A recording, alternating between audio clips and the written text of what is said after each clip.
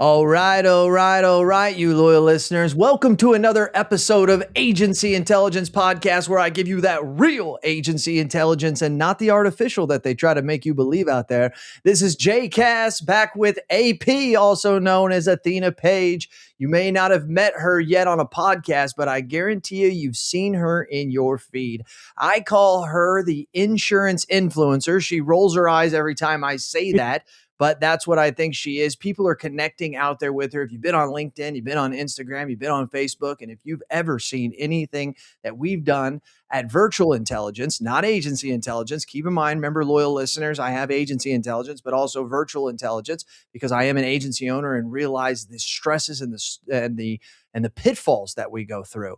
Welcome to the podcast, Miss Page. Oh, sorry, Athena. I call her Miss Page. We work together a lot. Athena, how are you?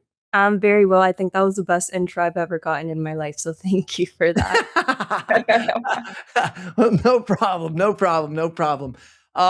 Whether you're listening to this in your ears or maybe you're watching it on YouTube, thank you very much for joining us. I really do greatly appreciate it. Real one thing I really want to say real quick. You need to go to AIIndytech.com. Go to AIIndytech.com. February 1st, 2nd, and 3rd is going to be Indy Tech.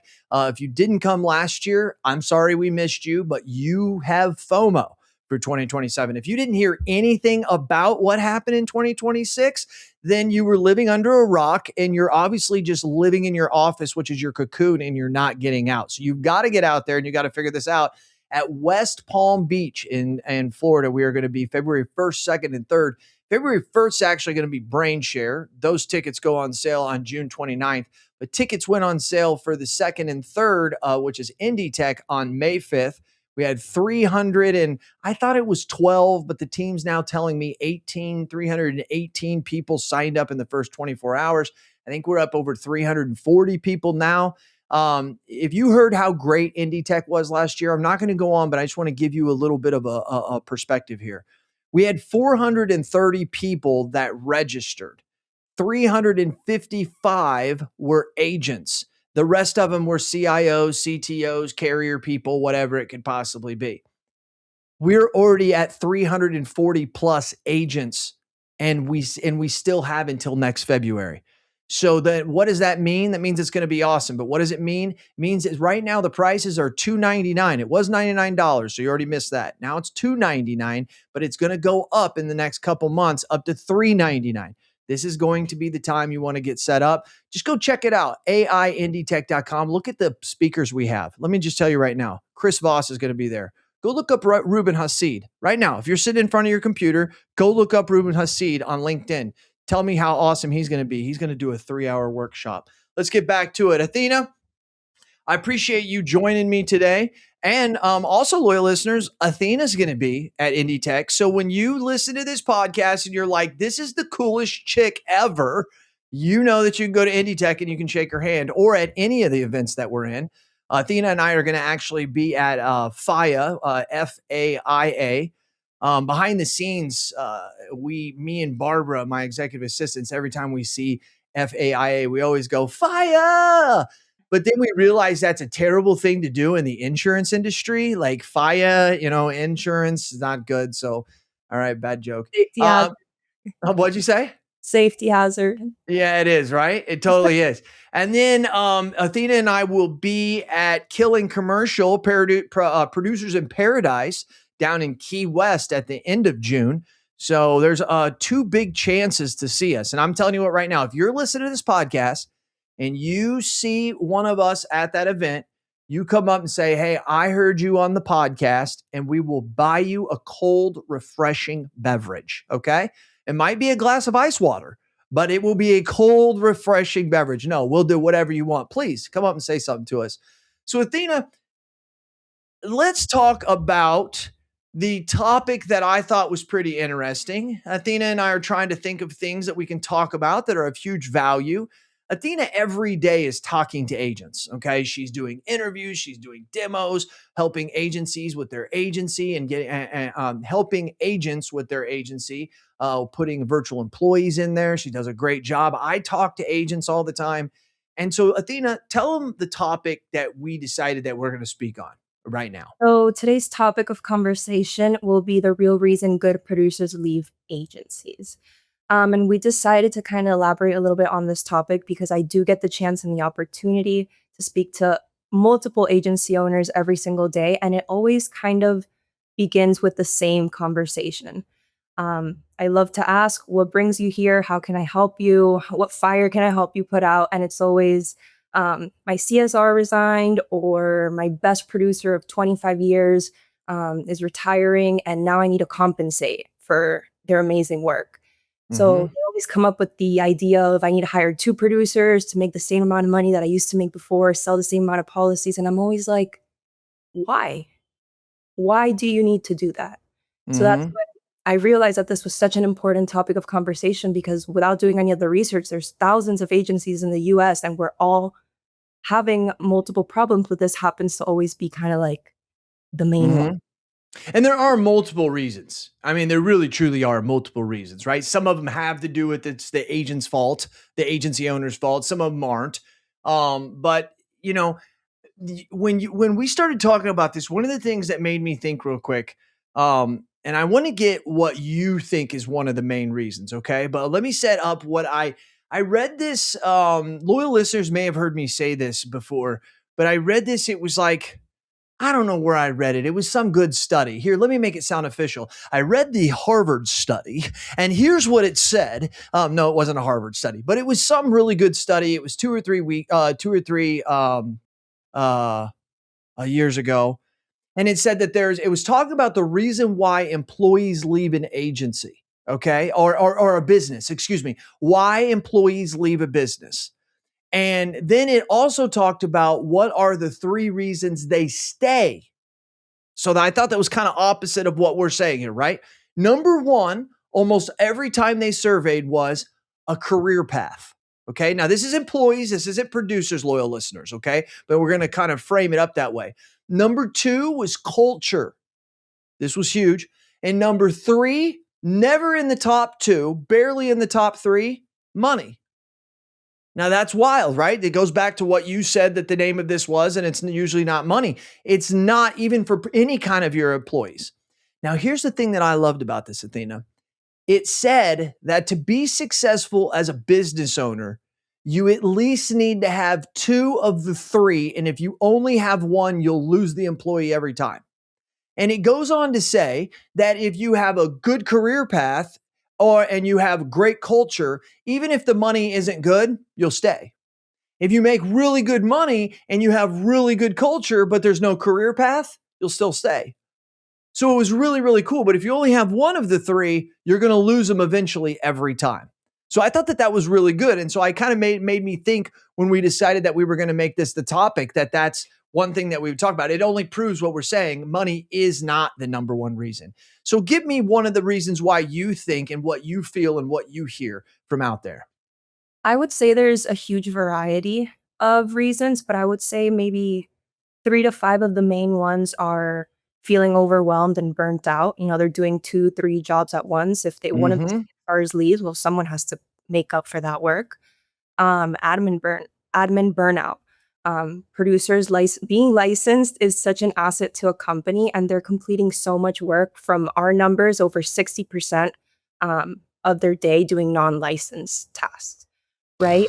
That lack of support is also big, like no CSR backup, no service team, and them expecting to do like the full cycle. That's also a big burden as well.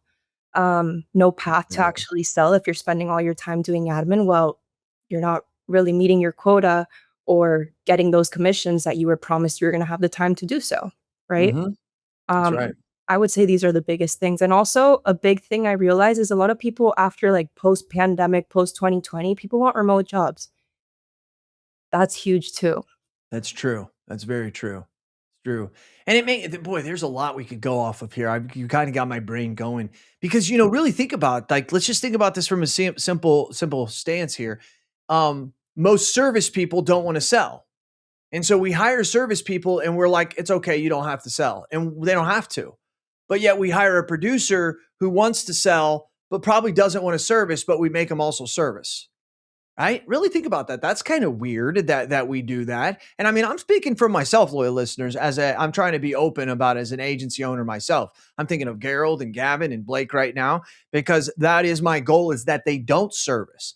But at sometimes they have to, and it kind of makes me think about that. But I also know that like I think that I could see how I could run Gavin or Gerald or Blake off if I have so much service work on them. They're like, hey, dude, like I can't make money, right? And in the sales positions being, I can make unlimited amount of money, but you can't because you don't have unlimited amount of time if you're servicing. So that makes total sense. That makes total sense. I would also say one of the things about it is loyal listeners is the book's not theirs. Okay, so they don't have a reason. They want to any good salesperson realizes that they're building a book of business. And when the agency, when they think like in 20 or 30 years, when I leave, I just leave and you get to keep all the work that I did. I know that was a huge issue with me, Athena. It was that I couldn't get my agencies to commit that I owned a certain part of my book. I worked for two agencies before I started my own. I started three books from scratch. And on that third time, my wife said, Jason, this is it. Okay. Just when we started making money, every time I went and left and went somewhere else. Because why? Why'd I do that? Because they wouldn't allow me to own my book. And that was a really, really big deal. I think also another reason why they leave is because the agency gets sold. And the new people who buy the agency usually cut your commissions, start putting all these quotas on you, changing up things. And it's like, forget it. I can just go and create my own agency. What do you think about any of that, Athena? Is that any of that resonating, you think?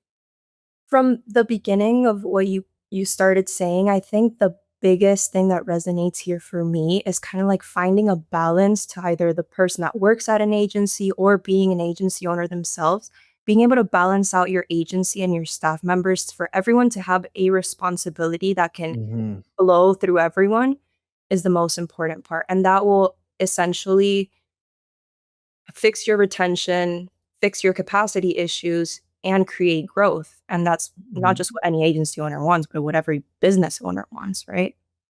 Yeah, and this broadens so much because I could be willing to say that this is probably why we lose licensed people altogether, right? Because you have oh man, now you got me on one of my new kicks. This is one of my new kicks. I swear this is one of my new things. Um like okay, as agency owners, Athena, we want we want five things from our licensed people. We want new business, we want retention, we want cross sales. This is my new thing, and now I'm forgetting. Oh, we want our people to communicate with our people. We want our licensed people to communicate, and we want to help them with renewals. So, new business, renewals, cross sales, retention, and talking to our people. And a lot of those, the renewals and talking to our people, builds our retention. But those are the five things. We hire somebody saying these are the things you need to get done. All right. So let's think that, loyal listeners. Now let's jump into the mind of the licensed person. The licensed person comes to work, gets licensed, and wants to achieve things. They want to feel like they're accomplishing things. And the things they want are what the agency owner wants them to accomplish, which is those five things. But yet, most of our staff in the world in the insurance industry, they're sitting at home cooking, or they're cleaning, or they're at the baseball game with their kid, and they're pulling their hair out, and they're thinking, did I get anything done today? Think about somebody saying that. They were at a position for 8 hours and they were working the whole time, but they felt as if they didn't get anything done. Now, loyal listeners, you agency owners, you know you've heard your staff say this, but have you ever thought about why are they saying that if they worked all day? Because they did not feel like they accomplished anything because the things they know they're supposed to accomplish are one of those five things that you're putting on them. But yet, why they say that is because they did ID cards all day. They did COIs all day. They did billing inquiries all day. They did quoting all day. And none of those attribute to these five, right? And so if you really think about that, Athena, I mean, that is this big conglomerate of mess that we have going on here.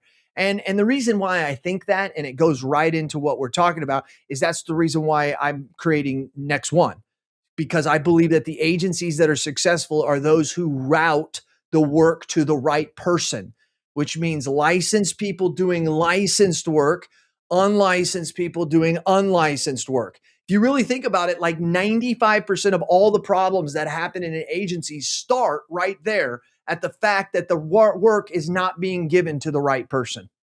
And I mean, I'm speaking in your, I mean, you live this every day listening to these agents talk about this, right?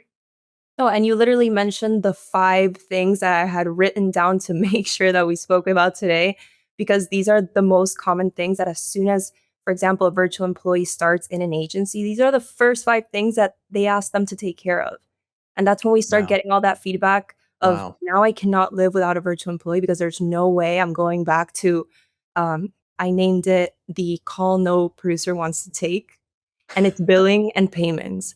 The I have call never no heard so producer much wants talk to take. about claim support or like towing reimbursements. People are like, why am I having to take these calls? And I'm like, you don't have to. We have a solution. It may not be a one size fits all solution type of situation because every agency is different. But that's what's so special about virtual intelligence as well, is that we tailor for this person to be trained and fit exactly what you need to be fixed in your agency. Mm-hmm. Dude, you just hit some big time content right there. The call no producer, or you could put anybody in there, any licensed person wants to take, right? That is good. That's good. I think I see some words of a blog coming off those fingers of Miss Page over there. I'm telling you that right now. That's good. I like that for A real. lot of I'm big things coming this year. Lots. Okay. I love that. I do. I love that. That was really good. The call they don't want to take, because that's true. No one wants to take that call. But you know what? There are actually people that are. I've got a lady in my office, her name's Sophia. She knows she can't do license work. Those are the calls she wants to take. Lordland wants to take those calls. Marvin wants to take those calls. And the reason why is they understand their position, right? They understand that, hey, I can't do this, but the the agency succeeds when the licensed person can do their job. So I feel successful whenever I'm able to get that stuff off of them. That's my part, right? We talk about that at our sales meetings all the time. We always look at the commissions and the premiums and the policies we sold, and we always revert back to the virtual employees to say, hey, we can't do this if they're not doing the things. Look at this, Marvin. You did 47 certificates of insurance this past 3 weeks.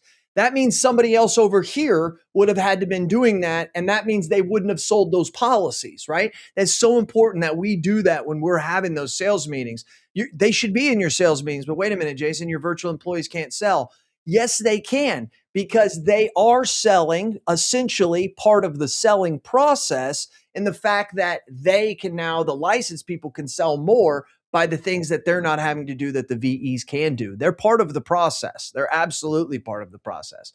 So that's fantastic. That's fantastic. The call producer doesn't want to. I'm telling you, I love writing some blogs. That's a good one. I mean, if I'm scrolling through on Facebook on somewhere and I see that, I'm clicking and I'm reading that. I'm like, what is this call? You know what I mean? It's the No.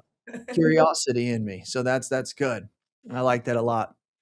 Um, so yeah, so these are all the reasons. I mean, that's why I said, like, now that we start to talk about it, it's more than just why producers leave, right? It's licensed people. Now, the producers have other things, like you said, the commissions, right? And as I said, they don't own their own book. They also don't feel as if someday that this is going to be theirs.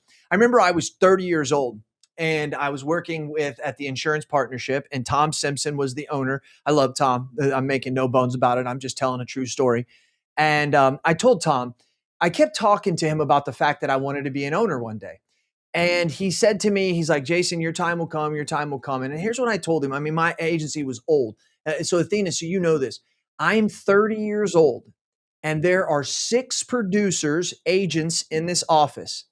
I'm the youngest at 30. The second youngest was 67. All the others are in their 70s. This is the industry, but this is like a 2 million revenue agency, great people. We had great things. And I love Tom. I owe Tom the world. But when I remember I said to him, I said, Tom, I want to be an owner, but I don't want to be an owner tomorrow. I don't want to be an owner next year. But what I want to do is I want to have some say in what's happening, a little bit more say every year, so that when I'm 40 or 45 and you finally hand me the keys to this thing, I'm not then having to turn this gigantic ship. You know what I mean? Let's start turning the ship a little bit at a time now, right? So that I'm not stuck with this. And I think that's why so what did I do after he didn't listen to me for 3 years? I left and started my own agency out of the basement of my home. I had a non-compete. I had two kids that one was getting ready to go in college in 4 years. I lived on a golf course with two car payments. I was in debt up to my ass. My wife was like, what in the hell are you doing leaving this job? But I told her, I said, babe, I got to own this thing eventually, and they're not going to give me that opportunity. So think of all that heat that these producers are taking. They got their husband or wife on their ASS. They got all these bills. They're taking a huge risk. They just rather stay. Get this service work off of them. Let them know that they have a future, and you don't have to really worry about, hey, how am I going to perpetuate this business? You know? Man, well, that's a great conversation. And I think this also kind of brings the topic back to doing the math. Numbers really say it all. At the end of the day, let's say you have a producer that's ready to retire. Um, you go find another producer. You're going to find someone mid level. You're not going to find someone up to the standards of the person that you originally had. You're going to have to pay salary, benefits, taxes, their RAM time.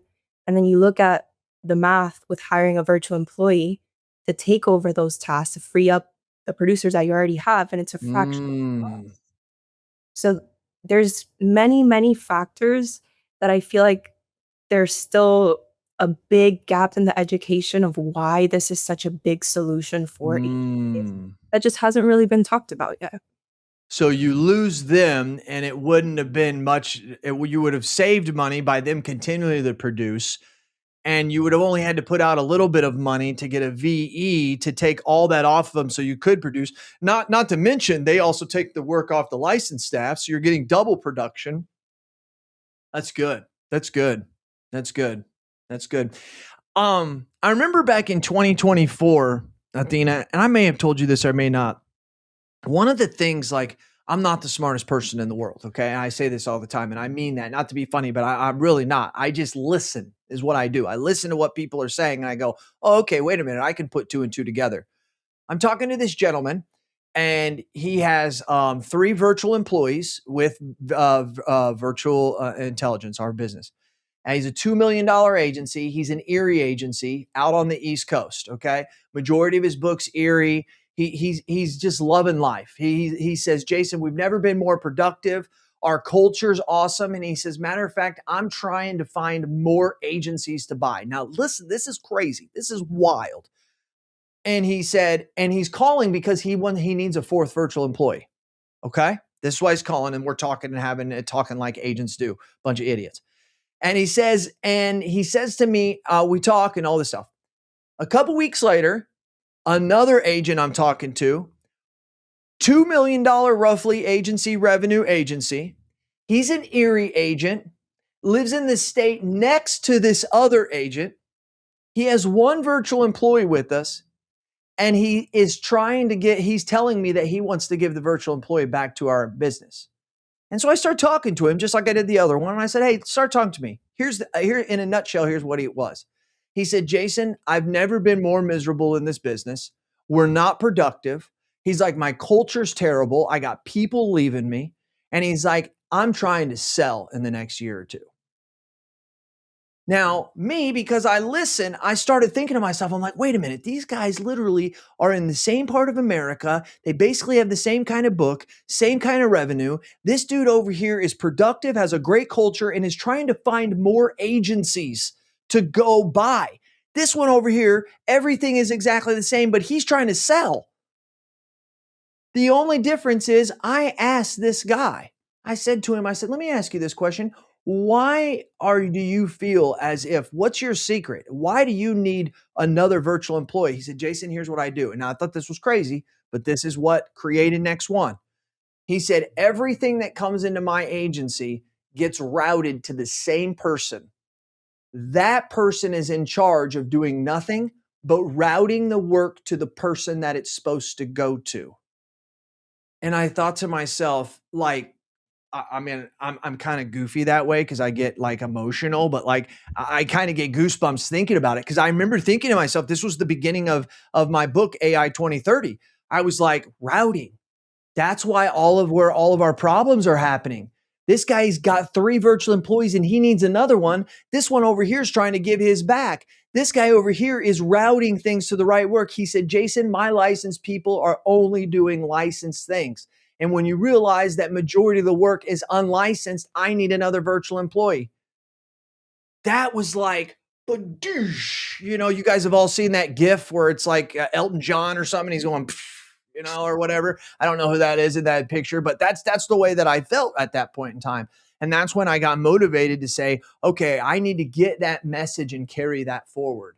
And that's exactly what we're talking about right there. Because at that other agency, I guarantee you, the guy who was unhappy, his producers are doing the service work. Yep. His producers are doing the service work. This is not rocket science. If you're talking to Travis, Travis goes, this is not rocket appliance. That's what he always says. It's funny when he always says that. But this is not rocket science. It's really, truly not. It's all about who's doing the work. And that keeps your producers. That makes your licensed people feel as if they've got worth. That your agency, as an agency owner, you're happy because you're getting those 5 things out of your team. You've got a good culture. They've got a career path. Everybody's making money. You're trying to buy more agencies, all because you're routing the work to the right person. Wow. How hard do we make this? How hard do we make it? Athena, let's wrap this up here because we beat this up. You got any last minute things you want to say, or maybe something that we forgot in your notes or something you may have had? No, I think we went pretty much over everything. I would say the key takeaway here is just finding that balance in your agency, really doing the homework to see what's missing, what works, who's responsible of what, and then connecting the dots and seeing who you can support in your agency, most importantly. That's right. Nope, she's exactly right. She's exactly right. And if you want to reach out to Miss Athena, you can find her on LinkedIn. You can find her anywhere out there, and understand that when you call virtual intelligence and you say, "Hey, I want to talk to somebody," you're speaking to her. Like we don't have anybody else. I mean, there's a lot of people who work here, but like Athena and her team do fantastic, and we don't trust anybody else because she knows your business. Like we understand that like insurance agencies are like fingerprints; they're all different. So she's talked to so many, she can usually figure out pretty quickly what you're in need of. Most of the time they just call crying because they just need help. So it's easy for them to do it. But no, seriously, she's the one that you talk to. And then last but not least, your tech is probably embarrassing.